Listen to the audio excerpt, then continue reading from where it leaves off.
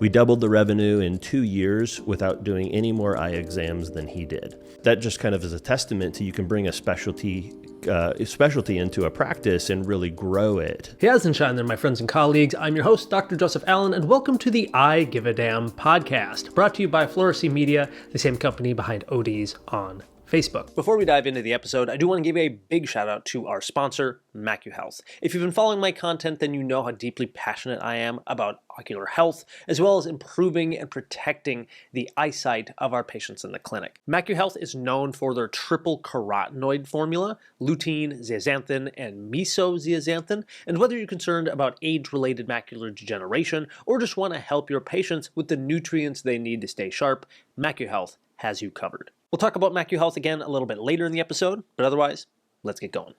Today, our special guest is Dr. David Kading. Perhaps you've seen him give lectures or heard him on Optometric Insights or even his own The Myopia Podcast. Today, we discuss not only how specializing in contact lenses and myopia control have helped him grow a business, but also talking about AI. I know this is a popular topic that we're asking a lot of our guests about these days, but we're all using it in different ways. And Dr. Kading today talks about how he uses it for special business tasks.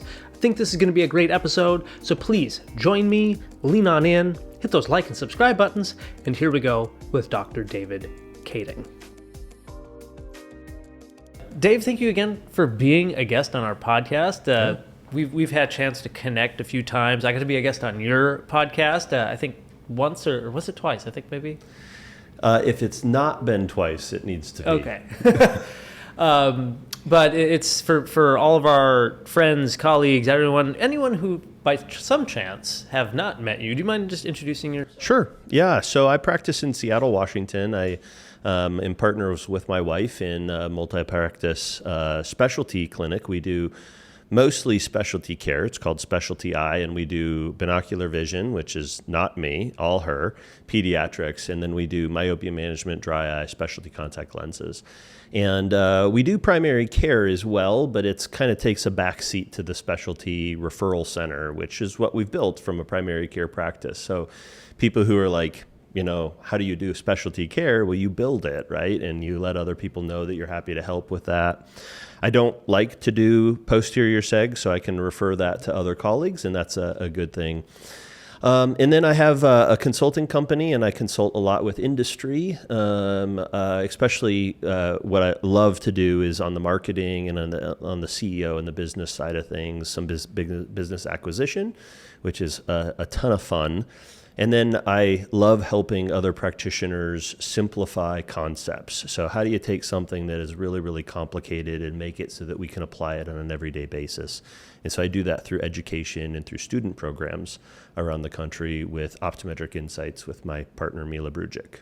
And I think that's where I first got introduced to both you and Mila was when I was a student and hearing about Optometric Insights and hearing you guys lecture. And it's just been I have to give props to you guys because it was a wealth of knowledge and inspiration me as a young doc. And I know it hasn't been just my career. You've helped, I think, build careers for many doctors in our field. That's generous of you to say. You've accomplished incredible things, and if I can take any part in it, I would be super honored. But you did it all on your own. I'm pretty impressed, but hopefully we're an inspiration. Well, I definitely am standing on the shoulders of giants. Likewise, sure. Yeah. So again, with your clinical expertise, what you've been able to build with your wife and all these other business ventures, I mean, you guys are doing a lot, right? It's not just a BV clinic. It's not just a dry eye clinic. It's not just a cornea contact lens clinic. Yeah. You've got a pretty impressive operation.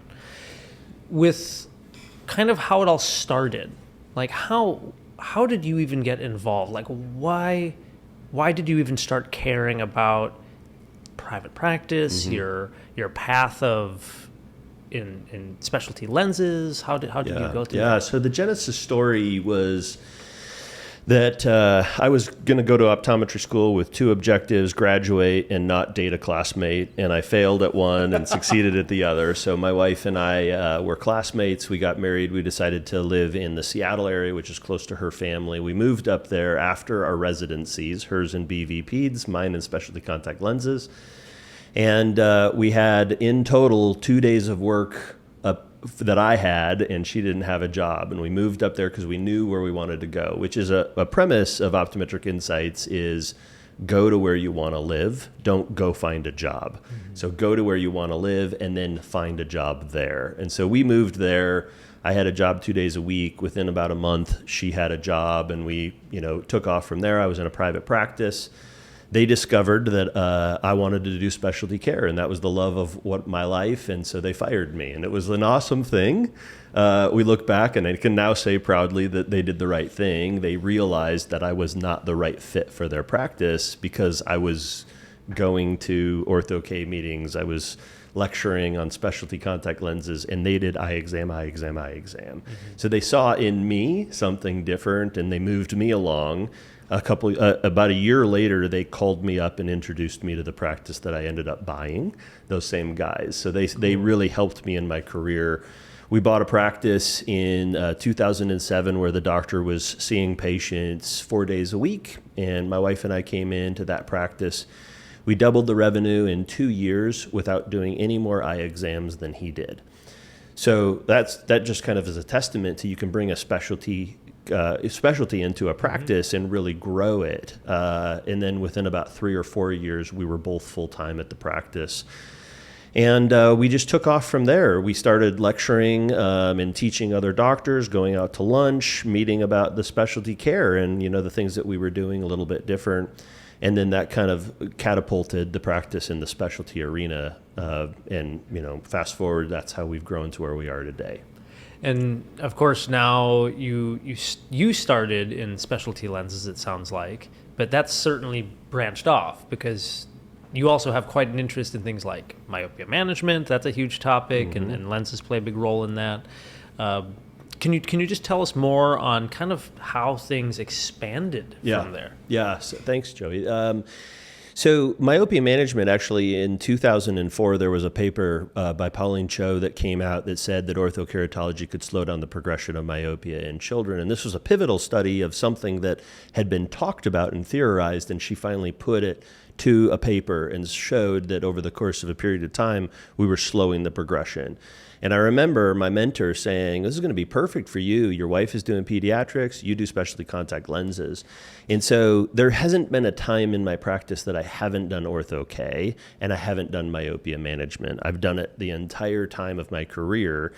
And so that it was part of our growth, and we were seeing kids and bringing it in and talking to other practitioners in the area. If you see them, they weren't great about referring. They're a lot better about referring about myopia now, but even ophthalmology was referring in. And then in 2011, I had a pivotal change that occurred to me. Is I was lecturing all over the world, and as a specialty contact lens fitter, I got to realize, we've been launching new contact lenses and new solutions into the market. And I was telling people, switch from this lens to this lens, and it'll make your patient, but the dropout rate didn't change with all the new innovations. And so I pulled back the curtain. I said, something's different here. And so I invested about $150,000 into new equipment, which was a ton of money for me at the time. And I started our residency at our program. And through that specialty contact lens, we tore apart the literature and we tore apart all of the technology that was available at the time. And we said, we don't know anything. We're going to start over. And basically put myself through a year-long fellowship with my resident on dry eye. And Don Korb became a mentor at the time, and a guy who really brought in the lacrimal functional unit to our knowledge, Michael Stearns, who was at Allergan at the time. Both of those guys kind of took me under their wing, either in person or through literature, and I reinvented myself in the dry eye space for the intended purpose of slowing down dropouts for my specialty contact lens patients. I love that. Also the way you put it, how you reinvented yourself. I think a huge part of being a healthcare professional, of being an eye doctor, especially if you own a practice or if you want to really push yourself, you have to recognize that things are growing, things are changing. You may not be the person that you were 5-10 years ago, and it's just rebranding. Yeah. And there's nothing wrong with that, of being able to pivot and change, especially based on what you see is going to be needed for your patients. Yeah. How you're going to better have them succeed. In our practice, we have our core values are what we call our GIFs, GIFTS. Generosity, initiative, faithfulness is honoring the process of becoming. You'll never become, but you're becoming a new person all the time. Teamwork and simplicity are our gifts that we offer to the community. And faithfulness is a big one, is realizing that I'm not the guy I need to be. I'm going to keep working at that, and I'll never be there, but I'm going to always be working to be better. Did you come up with the gifts thing? Mm-hmm. That's pretty brilliant. Yeah. Have you built that into a book or anything? Not yet. Okay. Yeah. Would you read it? I'd read that. Okay, I mean, maybe I should write it. If it applies to building a business, Yeah. and probably not just in eye care, but in many different aspects, I mean, I love reading those sort of Yeah. things. Well, I don't think many in the optometry space, even practice owners or even as individual eye care providers, sit down and say, mission, vision, core values, and write them and require yourself. So when a new prospect comes in to look at a job with us, we go through all those things with them and talk with them about what are our virtues. Now, we don't fulfill them every day, but we're always trying with faithfulness, honoring that process to be better and better and better. So I think sitting down and writing down what are the important things to you is a step many of us miss. I think a lot of us already have a lot of those that we are following. We just aren't aware of them. We don't have clarity. Haven't articulated it. And so I think having something written down, having a business plan, more or less, having a mission plan of where you're going, who you want to be, how you want to serve people, I think that really, it solidifies it. It makes it real. Yeah. And holds you accountable in many ways. Yep, absolutely. Agree. So to switch back to kind of this expansion into all these different kind of specialties and kind of honing that, you also started the Myopia Podcast. Yeah. Tell us just a little about that, because I think it's fascinating, and I love because it's a specialty where you can go to learn. Yeah. Like, I know here on this podcast, we talk about a lot of different things. We talk with different leaders and entrepreneurs, but yours is just on the myopia. So if people want to go deep dive into myopia, I can't recommend enough to go check out Dave's podcast. Yeah, so the podcasting world, Gary Gerber had launched the Power Practice podcast years ago, and he's the only guy that did it for like 5 years. And I had done a video series that was 80 different videos that we launched through BMC years ago. And then we relaunched it through our social media. And it ended about the time of COVID. And I said to Mila, I'm like, buddy, wouldn't it be great if we could have conversations with friends and then launch them for other people to hear? I mean, how many times do you have a conversation with a colleague and you're like, man, that would have been a great CE lecture, like just hearing them. And so, the world of podcasts really opened up to us in 2020, 2021, and we launched the Optometric Insights podcast, which is kind of all scope, all optometry, whatever it is. And I just continued to be like, I want to talk more about myopia, and realized that would have been a major part of the OI show. And so I said, let me launch one all on its own, the Myopia Podcast. There had been companies who would do 1 or 2 or 3 podcasts here or there, but there wasn't any consistency to it. And I love to learn, right? The podcast is for me, and if anybody wants to listen, great. But it's just like I ask stupid questions because I'm not the smartest guy, and I have all these brilliant individuals who are willing to tell me what's going on. So how to make my practice better, how to be more effective with any of the treatments. We go in depth, and somebody asked me today, like, how do you come up with new topics? And like, I never am at a hunt for new topics. I'm always ready to talk to somebody about what are they doing and how are they doing it different. So we launched the podcast. We're just celebrating at the time of this recording our 3-year. I have to go back home and record our 3 years podcast. And we do about every other week. So we're about 60, 70 podcasts in at this time. Congrats. Thank you, man. Yeah, it's a lot of fun. And it's not hard to record them. It's not hard to get on. We try to do bite-sized pieces like yours. It's not a 2-hour podcast. It's, about a half hour. And it's something where people I like the podcast format where you can start it on your drive to work. And if you don't finish it, you can finish it on the way home. Yeah. Right. So part of all of this, and you and I have been talking kind of behind the scenes, you have an interest in always learning new things, and part of those newer things is using AI. And we've had some other guests come on and talk about AI pretty in depth, especially around the aim of kind of how we're going to be using it clinically. But it sounds like you have come up with some creative ways to use AI that's different, that I've never heard people talk about yet. Do you mind sharing? I want to take a quick break just to remind you about today's sponsor, MacuHealth. If you are listening to this, then you probably care about eye health just as much as I do. MacuHealth offers a line of incredible supplements that's formulated around published science. MacuHealth is known for featuring the 3 most important carotenoids for your macula: lutein, zeaxanthin, and mesozeaxanthin. Whether you're managing age-related macular degeneration or simply looking to offer your patients a high-quality supplement you can trust, MacuHealth has your back. Now, back to the episode. Yeah, I'm at a point where I utilize AI all throughout my day, every day. There is hardly ever a day where I'm not finding a way to utilize it. And I like that because I'm trying out new concepts. You know, if I'm shopping for something, compare these two products. If I'm looking at my practice, will give me ideas about, you know, this. You know, I'm an optometrist, and it's all about the prompts with OpenAI. Or, you know, you can use Facebook's AI or Google's AI, Bard, and they're all good. But I'm kind of along the brand of the OpenAI, the ChatGPT, and there are paid versions which are way better, and I've paid for those upper versions, but they're not super expensive. And I've utilized it a lot in my practice for marketing. Although I write a ton of articles, I don't use AI for writing my articles, but they'll give me ideas about what to write about. Like, tell me a new concept, tell me how, you know, AI is being used. I have a column on artificial intelligence in contact lenses that I write for Spectrum. So I'm always asking AI, what should I write about? Like, how is contact lenses being used in AI, and give me some references.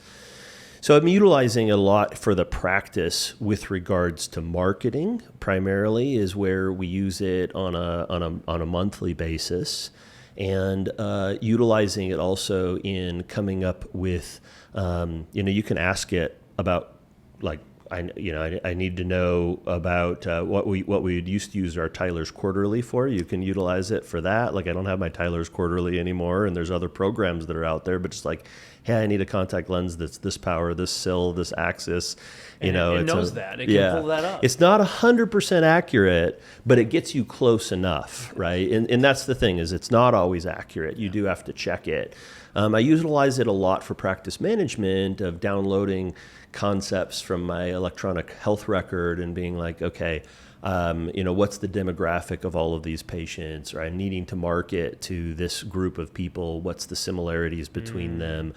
That could take you hours to figure out on your own, if through Excel spreadsheets, right? So what I used to do is enter a lot of data myself, manually enter it in, and with AI, I can just download either a PDF or the Excel spreadsheet, upload it in, and then I can ask it questions.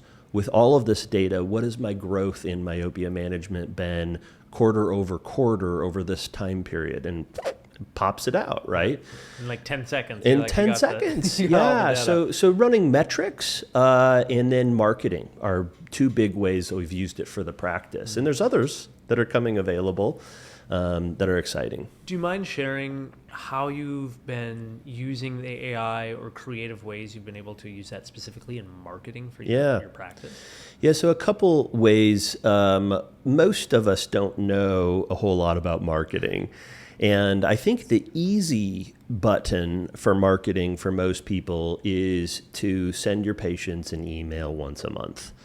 And that sounds really complicated, but AI can help us with that. And, you know, most of us also think about marketing as the importance of the content that you put into whatever you're writing has to be just perfect. But we get so much spam email. If you started reading through it, it's not always great content. but you are being reintroduced to that company over and over and over and over again. There's a reason why billboards are what they are, right? They don't sell shoes for Nike, but you see the swoosh, and the next time you go to buy a shoe, you're like, oh, it just comes up. So the touch point is the value, just as you said. And if you start quarterly, go to monthly. But it's not what you put in the email, it's that they got an email. They saw your name. They haven't been in for, they're 3 months delayed from their eye exam, and there's nothing reminding them, unless you're texting them every other week, you're late for your eye exam. Seeing that email just may be the little thing that gets them to call back to the office. Right, so we're utilizing it in that way. Also utilizing it with the writing of social media content. So, we might have a picture from the practice, and then it's like, hey, this is us having a good time with a new frame, right? Mm-hmm. So instead, you could write a prompt and say, hey, we just brought a new frame line into the office. I'm showing a picture of us displaying it to a group of patients. It's a frame line made by this company. Give us some details about this company and why patients might want to buy it, right? Mm-hmm. Boom, it'll spit out something that you could write. You can ask to have it give you the hashtags as well that would be popular. You can also utilize it for keywords. So you could be like, hey, I'm in the Seattle area. I need a keyword search for what are the patients looking for in the realm of keratoconus. Give me the top 10 keywords that the patient may search for. And you can put those in your hashtags, or that can help you with your Google ads that you might be putting out too. I think that's the use of Google ads. That type of marketing is probably extremely underutilized in our profession from who I've talked to. I agree. The social media component, what I've done is sometimes I'll just be like, give me 20 ideas, right? And then from those ideas, I can be like, yay, no, yay or nay. Those are good. The other part of the writing it, which I really like, is you can have it write full things for you. You may want to rewrite those in your own words, right? That's what I would suggest. But I think of it like an artist. So if you have the frame line of Tom Ford's, right? The artist or the designer of Tom Ford, he doesn't personally draw those designs out anymore, right? But he has other designers who design them, but then he has the final yes, yay, or nay. Touch point. Yeah, he's the final one saying yes, yes, yes, no, no, no. These ones are my brand, these ones are not. Yeah. And you have that power to do that, but using AI to, wow, I just saved 5 hours worth of time. Yeah. And, in the past, let's say you hired somebody or paid them to do it for you, you would be okay with that. So here you're dictating, and you can read through it and be like, hey, I need this to sound more personable, or this is too casual. I need this to sound different. And so, yeah, it's you're the one who's guiding it and directing it. So you might have paid somebody else to do it. Just because it's free now doesn't mean that it's any less quality or less worth. The creepy thing, I've typed into ChatGPT and said, hey, can you help write me a YouTube video script in the voice of Dr. Eye Health from YouTube? And it can mimic, it knows roughly what my videos kind of are like and what I sound like. And I'm like, this is a little creepy. But you can, if you give it enough, like you were mentioning, the prompt that you're entering in is really where the power comes in. Right, so if you give it more details about who you are, who your market is, who you're trying to reach, then it has way better knowledge of how to carry forward the task that you're asking it to do. Yeah. So in the newsletter situation, what I decided to do is we were doing a monthly newsletter. What we're doing now is a monthly newsletter to all patients, a quarterly newsletter to each of our specialty patients. So myopia gets one once a quarter, dry eye gets one once a quarter. And, right at the beginning of the year, it's, hey, I'm needing to write a newsletter for the entirety of the year. I want a newsletter once a quarter. I'm a specialty practice in Seattle, Washington, who focuses on dry eye.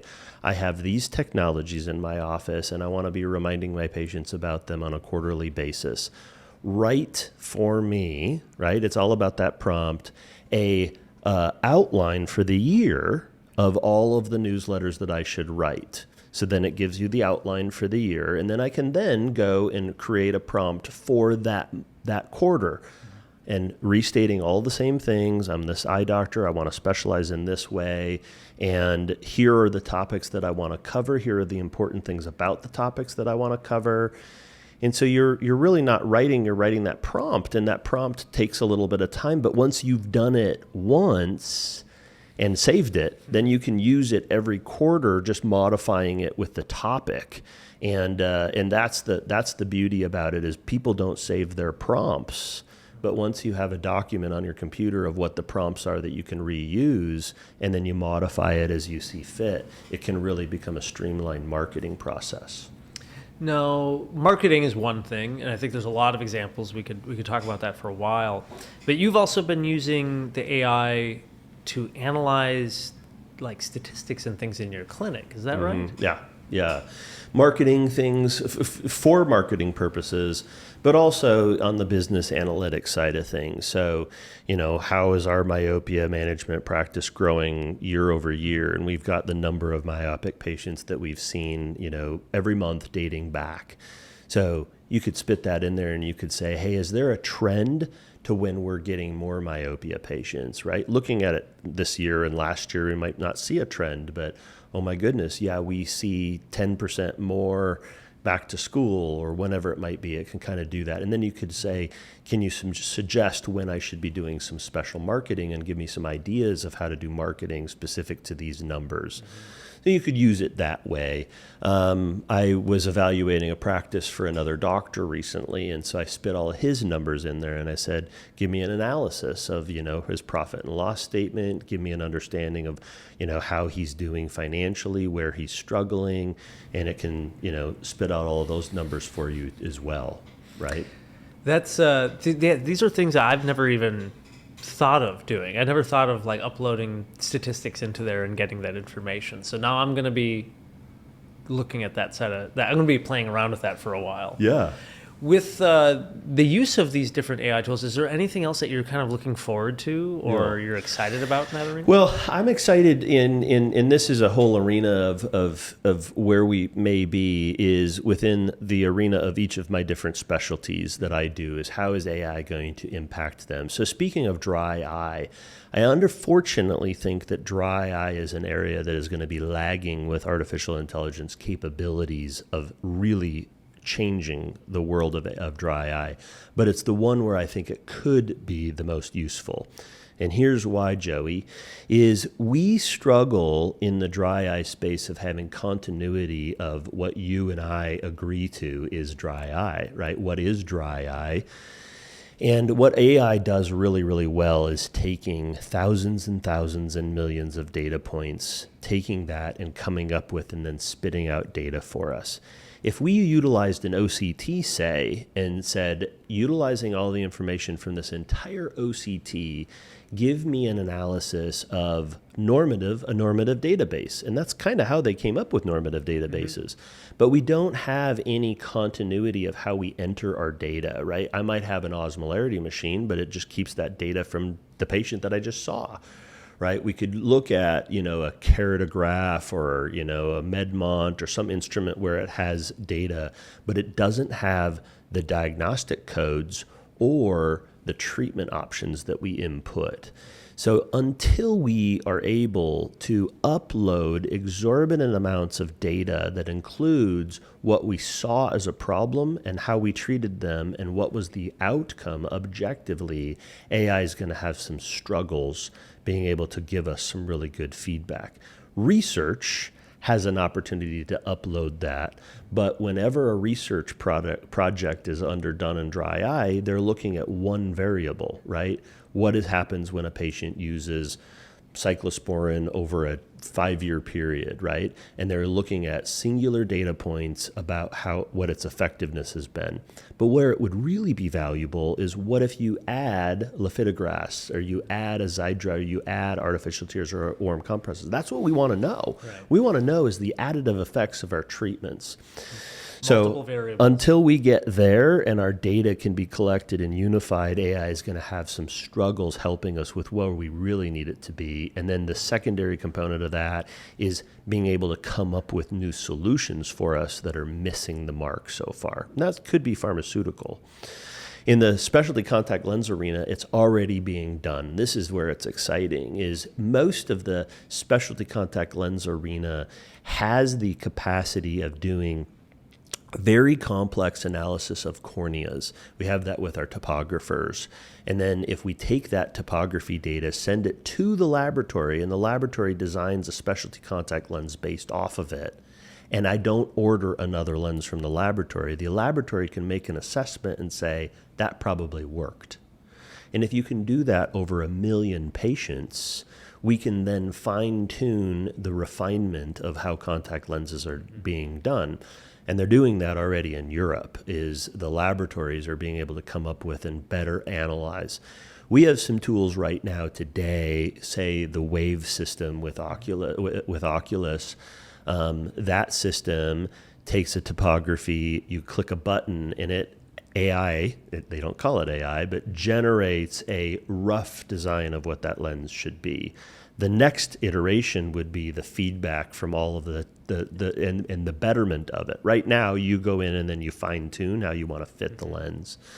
So that's an exciting arena. In the myopia management space, again, these major databases need to be compiled so that we understand the genetics, the outdoor time, the lighting environments, the nutritional components, coined in with ortho-K, atropine, spectacles, and soft multifocals to find where can we most be effective for treatment for patients. And this kid is a fast projected to be fast advancer with his myopia, and he's 6 years old. He would be better with this treatment over this other treatment. And we do have the capability of doing that once we can get all that data input, which we've got some obstacles in that on privacy. So I see that it can really change the arena of where we're going. Tom Lowry spoke here at the AOA meeting. He was the keynote speaker. He's part of my Rotary Club, actually, back in Bellevue. Wow. And he's able to really foresee where the world of AI is going to be, helping us across all healthcare. And I'm really excited for it in the contact lens, dry eye, myopia management arenas too. I think the myopia management is a fascinating area because we have had some tools for some time, but now we're just getting to that point where, especially here in the US, if spectacle lenses, that becomes FDA passed, then that it changes things a little bit. New research on different atropine drops will change things. And there's other technologies that's being tested and utilized throughout the world too. Yeah. So as we have this many different treatment options, how do we decide what's going to be best for that particular patient based on their risk, their location, all sorts of different things? Yeah. It's an exciting space, and I think we're right at the precipice. We're at this very early stage. Somebody just showed us a vehicle with 4 wheels, and we're like, oh, where could this go? Right. And I like that analogy. I think that there is obviously going to be some car crashes along the way. But I don't think that means that we should keep cars off the road. Right. I do think that AI has an amazing capability of changing patients' lives. Right. So beyond the AI and kind of the fascination you're in right now, what's kind of your next plan for your clinic, your business? Are you pretty satisfied with where you're at? Or are you just trying to refine what you've already built? Yeah. So post-COVID, we actually closed one of my 3 clinics. So we have 2, and then we opened a vision therapy clinic. So now we're back to 3. So I think continuing to grow those is there's been some practitioners that have come along and said, hey, I might want to move away out of my practice. Would you be interested in buying it? So we may be advancing and growing in that, but really focusing in on the specialties and growing in those arenas. We have a residency program, so we love the teaching aspect, and it always keeps us fresh on the new technologies and innovations that are out there because we're teaching. So I think those are the exciting aspects. And then learning, and I always talk to my team about this, is we are the crash test dummy. Like I want to experiment. I want to, expose us to new ways of helping patients. taking what we already know, making it better, and then how can we educate other people and making complex simple so that they can help their patients more. So I see us kind of as that, as that melting pot of innovation technology of how do we then take that and, present it to the eye care space to hopefully be able to educate and make things better. And I know, just to come full circle again, I think you've done an amazing job with that as kind of even this probably lighting pathway for a star for you is you've used your own motivation to learn and become a better provider in that sense, but ultimately you've given back to so many other providers in our industry. Yeah, so thank you. Congrats with all of that. I think, so my next kind of big question, I love asking this, just to really get to the heart of it, because you care about what you do. You give a damn, and that's the real reason we wanted to have you on.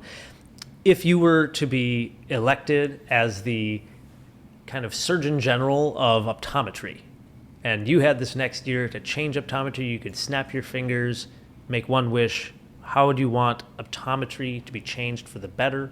Or would you like to see change for the improvement of public health? What's the kind of the big thing that you would like to see? Yeah.